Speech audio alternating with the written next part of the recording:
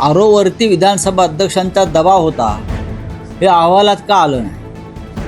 विधानसभा अध्यक्षांनी अशा प्रकारे रांगेत उभं राहून समोरच्या उमेदवारांना धमक्या दिलेल्या आहेत.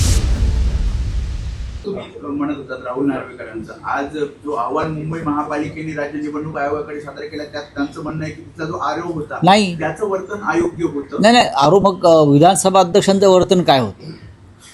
आरोवरती विधानसभा अध्यक्षांचा दबाव होता हे अहवालात का आलं नाही?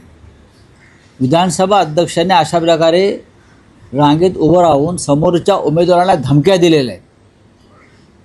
ते अहवालात का आलं नाही? हरिभाऊ राठोड यांची तक्रार आहे, मनसेचे उमेदवार बबन महाडिक यांची तक्रार आहे.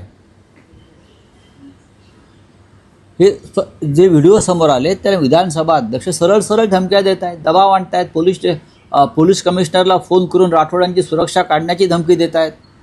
हे अहवालामध्ये का आलं नाही? विधानसभा अध्यक्षांना वाचवलं जाते अधिकाऱ्यांवर. विधान बघा, जसं पार्थ पवार प्रकरणामध्ये तहसीलदारांना अडकवून पार्थ पवार आणि त्यांच्या नातेवाईकांना वाचवलं,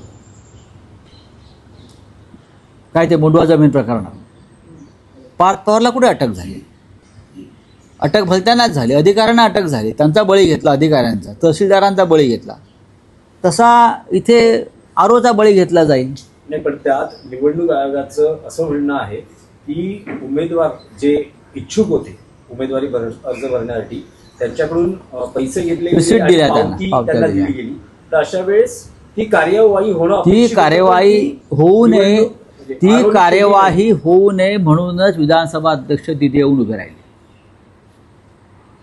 अशा प्रकारे त्यांचे अर्ज रोखले जावेत त्यासाठीच विधानसभेचे अध्यक्ष तिथे उभे राहून दहशत आणि धमक्यांचं वातावरण निर्माण करत होते. स्पष्ट दिसत आहे.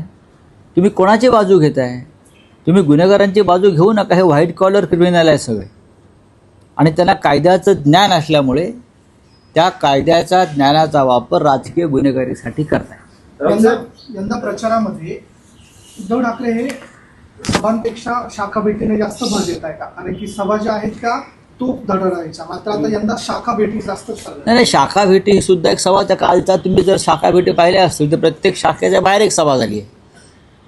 प्रत्येक शाखेच्या बाहेर मोठ्या प्रमाणात शिवसैनिक, मनसेचे कार्यकर्ते, मतदार, जनता ही मोठ्या संख्येनं उभे राहिला. तिथे उद्धव साहेबांनी एक सभाच घेतली आहे. प्रत्येक ठिकाणी अनेक सभा होत आहेत त्या प्रकारे.